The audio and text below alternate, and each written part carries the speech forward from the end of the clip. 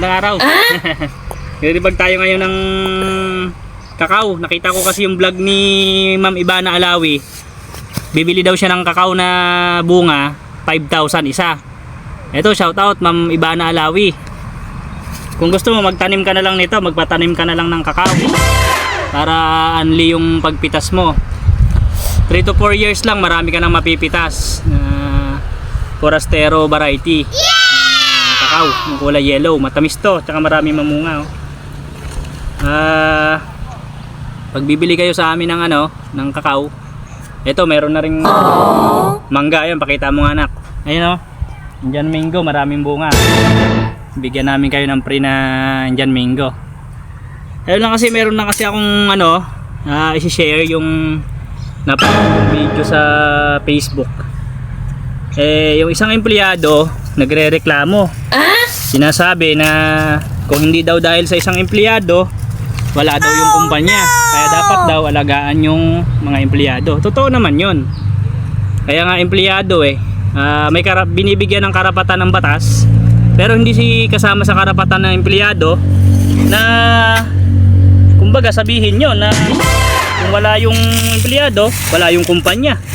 Dapat nating maunawaan na ang nag-apply ng trabaho hindi yung kumpanya, hindi yung empleyado. Yun kasi mga katwiran ng mga empleyado na gusto magpataas ng sahod. 'Di ba? Kung ano daw, magre-resign daw yung empleyado. Pero hindi nyo ba alam na pag nag-resign ng isang empleyado, ang kapalit ng isa ay 10. Mag-hire lang ulit ng 10 kapalit nyo. Kaya hindi pwedeng ikatwiran ng isang empleyado 'yon. Pakisamahan, tulungan, di ba? Dahil ang empleyado nag-apply sa kumpanya para mabuhay ang pamilya, para kumita. Ang kumpanya naman, so in return, siyempre papasahurin. Kaya magtatrabaho mabuti ang empleyado. Yung karapatan naman ng empleyado ibibigay ng kumpanya.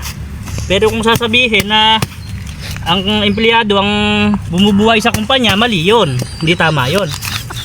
Kasi tulungan lang. Hindi pwedeng kumbaga sabihin na kung hindi dahil sa isang empleyado wala yung kumpanya. Mali yun.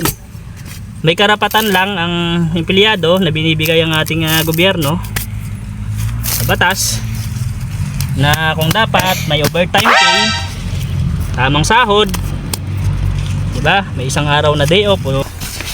Itagan nyo kapag nasa kumpanya kayo, nagtrabaho kayo para sa sarili, ma-promote, di ba? Para sa kapakanan ng pamilya, kita. Kung siyempre sa sahod kayo, kikita, may benepisyo, sipagan nyo. Huwag puro reklamo hanggat nasa kumpanya, hanggat malakas ka magtrabaho. Ngayon, kapag wala ka na sa kumpanya, saka ka magreklamo. Magtayo ka ng sarili mong kumpanya. Magtayo ka ng sarili mong negosyo para malaman mo yung nararamdaman ng mga may-ari ng business o kumpanya na katulad mong pinapatuloy. Basta payo ko lang sa'yo, magsipag ka lang. Hindi habang buhay, empleyado ka. No, thank you.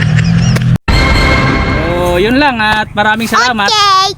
At kung kailangan nyo pala ng mga pantanim na mga food, ornamental plants, ornamental trees, mga prutas kagaya nito, dito lang sa Purok 3, Barangay Mataas sa Parang, San Ildefonso, The Plantation Garden and Forestry Nursery. Ito, meron tayong kakao at marami pa tayong iba't ibang klase ng mga puno na meron dito sa The Plantation Garden and Forestry Nursery. Yung anak ko nga pala yung cameraman ko, kaya medyo magulo. Ayan, siya yung panganay ko. So yun lang po at ingat kayo lagi at sana magkita tayo dito sa aming munting nursery. Maraming salamat po, The Plantation Garden and Forestry Nursery. Thank you. Okay. Ayan yung cameraman ko. Yung video sa akin kanina. Ayan, marami tayo dito iba't ibang klase ng mga puno. Ayan. Dwarf coconut, malalaki na yan. Mga 6 to 7 feet. Bubunga yan, mga 3 to 4 years lang. Ayan tayo ng kakao. Ayan, maraming mangga pagka gusto nyo. Bigyan namin kayo ng free. Bougainvillea pagka gusto nyo, mga mahilig mga plantitas dyan, gaganda. Sintra India yan. Bougainvillea. Mga native talisay, mga panglilim, African talisay, Palawan cherry blossom, marami tayo dito. Yung nagtitrending na sa Mindanao na Mindanao, yung pink tabiboy arosea, meron tayo dito. Punta lang kayo dito, malapit lang. Purok 3, Barangay Mataas na Parang, San Ildefonso, Bulacan. At bigyan namin kayo ng libre na Indian mango. Ayan. Thank you. In this game